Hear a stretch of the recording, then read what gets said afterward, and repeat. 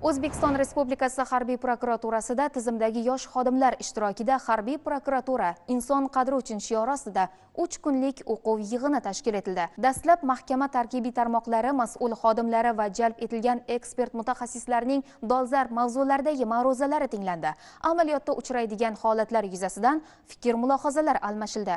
Yig'in davomida Sog'liqni saqlash vazirligi, Respublika sud tibbiy ekspertiza ilmiy amaliy markazi hamda Jamoat xavfsizligi universitetida real vaziyatga yaqinlashtirilgan sharoitlarda o'quv amaliy mashg'ulotlar o'tkazildi.